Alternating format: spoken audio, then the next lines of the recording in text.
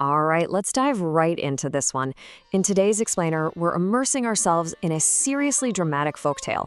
It's a sweeping story of magic, consequence, and the inescapable grip of fate. We're going to explore a narrative pulled straight from The Lord of the Wild Trees, where the vibrant, untamed life of the deep forest collides head-on with the absolute, unyielding forces of destiny. It really forces us to ask what actually happens when our past finally catches up to our present. Keep this haunting thought from Guha, the Hunter King, in the back of your mind as we go through this. It brilliantly sets the stage for the mythic journey we're about to take. You see, in the world we're entering, the lines between human error, divine will, and absolute destiny, they are completely blurred.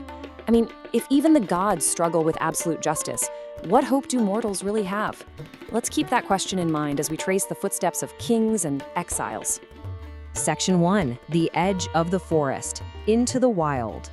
So, we start our journey right at the boundary between the orderly, rule-bound world of men and the deep, totally unpredictable wild. This is exactly where the exiled Prince Rama, his wife Sita, and his brother Lakshmana begin their banishment. Picture this, it's a stealthy, midnight escape, incredibly fast-paced. Rama knows he has to completely sever ties with the citizens of Ayodhya who've stubbornly followed him. So, before the sun even comes up, his loyal charioteer Sumantra drives the horses directly down the middle of the Tamasa River. And to make absolutely sure their path is erased, Sumantra slowly tosses heavy stones out of the chariot one by one to lighten the load. The horses stir no fallen leaves, they make zero sound, and the exiles just slip seamlessly into the secret forest, leaving a weeping kingdom completely in the dust. Now, what's really fascinating here is the sheer visual contrast our next character brings. When Rama and his companions cross into the far forest, they're greeted by Guha. And Guha is wild, untamed, and completely free of Ayodhya's suffocating rules. He's rocking a black bearskin skirt, his skin is painted and tattooed, and he's literally covered in tiger teeth, deer hooves, and colorful bird feathers. He is the living embodiment of the wilderness itself. It's just a stark, incredibly energetic departure from the polite society our heroes just left behind. Section 2, The Hunter and Death, a supernatural clash. Imagine the group sitting around a warm campfire under this massive ancient nut tree. Guha lights up a cigar of sandalwood dust and starts telling them about Yama, the Death Lord. And in this folktale, death isn't just some abstract concept. He's a literal being who walks the forest trails. He's accompanied by terrifying, snarling dogs and these brute messengers who forcefully tear souls from bodies using an unbreakable diamond wire silver noose. It's some pretty intense imagery. So Guha tells this wild story about his own brush with Yama. Get this, he once spent a miserable, freezing night trapped up in a tree by a pack of starving wolves. Right below him was a statue of the god Shiva. Throughout the night, Guha is violently shivering from the cold, and as he shakes, dewdrops, bitter green nuts, and leaves accidentally fall from his body directly onto the statue below. Well, shortly after surviving the wolves, Guha catches a sudden fever and dies. Yama's guards instantly rip his soul away. But then, a massive cosmic technicality happens. Nandan, a guardian of the wild, intercepts them.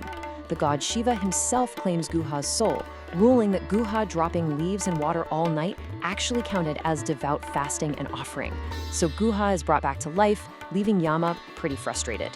And here is the absolute kicker. In this world, your intention doesn't always matter. Guha didn't mean to worship Shiva at all, but the action physically happened and it saved his soul. This really introduces us to the heavy, inescapable weight of destiny, or karma. Every single action, whether it's totally deliberate or a complete accident, weaves the ultimate fate of your soul. The universe keeps a strict ledger, folks. The consequences of our actions will always, eventually, track us down. Section 3, Crossing into the Wild, Embracing the Forest. After that night of storytelling, morning breaks. Rama makes the tough call to send his loyal charioteer Sumantra back home. Rama, Sita, and Lakshmana cross the Ganga River on a raft, stepping fully and irrevocably into the wild. Following the advice of a wise hermit, they head to Chitrakuta Hill. And wow, the source material just bursts to life here. It is a place of breathtaking magic. We're talking flourishing spring flowers of every conceivable color: red, gold, blue, white. The air is filled with the songs of blackbirds and mated pairs of chakravaka birds. Imagine crystal clear streams cascading over brilliant blue lapis rocks and these massive untouched honeycombs hanging from the branches.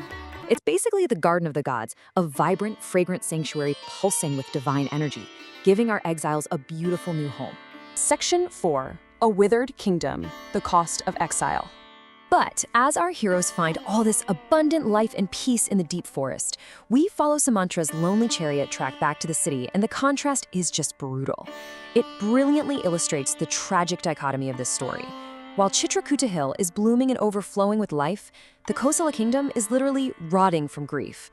Sumantra drives back through leafless trees, bitter and dry streams, and a completely silent landscape. The cattle aren't giving milk, the crops are dying, and the people are described as not dead but definitely not truly living. All the vitality has just evaporated because their rightful prince was sent away. At the very center of all this decay is Rama's father, King Dasaratha. He's lying in an unlit, darkened room. He has wept so relentlessly for his exiled son that he's actually gone completely blind. He is a broken man, listening desperately for the sound of a chariot that we know is never going to return. He is utterly consumed by a paralyzing, agonizing despair. Section 5. The Blind Parent's Curse, Harvesting Bitter Fruit. Lying there in the pitch black, a horrifying memory suddenly jolts the king awake. He realizes that his current suffering isn't just some random bad luck. It's the inescapable result of karma. He shares this incredibly powerful metaphor with his queen. He says he cut down sweet, slow-growing fruit trees in favor of these rampant, brightly colored trees with bitter fruit, entirely because he was mindlessly lured in by their pretty flowers. In that moment, with terrifying clarity, he realizes he is finally harvesting the bitter fruit of his own past. His youthful arrogance and mistakes have ripened right into his present tragedy. Section 6. Destiny claims the king. Karma collects its due. Now we reach the chilling climax of the king's life. The ledger of the universe is balanced, and karma is here to collect its due. Let's break down exactly what happened decades ago to doom him. As a proud, arrogant young prince, Dasaratha was out hunting in the rainy twilight. He heard what he thought was an elephant drinking from the river, and he shot an arrow entirely by sound. But when he ran over to claim his prize, he found he had pierced the heart of a young, innocent boy who was just filling up a water jar. Stricken with absolute horror, the prince had to confess his crime to the boy's elderly, completely blind parents. Shattered by grief, the parents demanded Dasaratha build a funeral pyre and burn all three of them together. Right before stepping into the flames, the dying, blind father issued a terrifying prophecy, a curse woven directly into the fabric of destiny itself. He warned Dasaratha that one day he too would find his own death while agonizing over his lost son. This tragic foreshadowing echoes across the decades, doesn't it?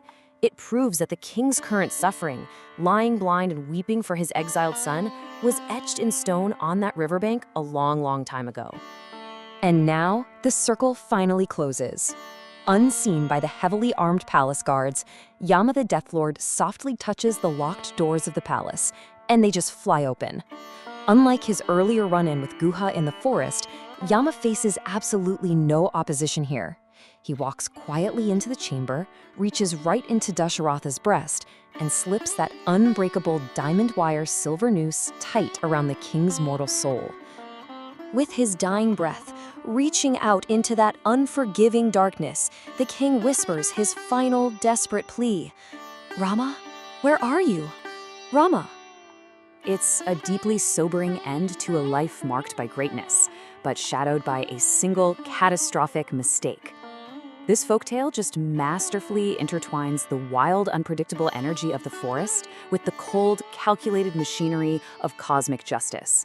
So I'll leave you with this to ponder. Can anyone ever truly outrun the ghosts of their past? Or does the great, untamed forest of destiny eventually claim us all? Thanks so much for exploring this fascinating story with me today.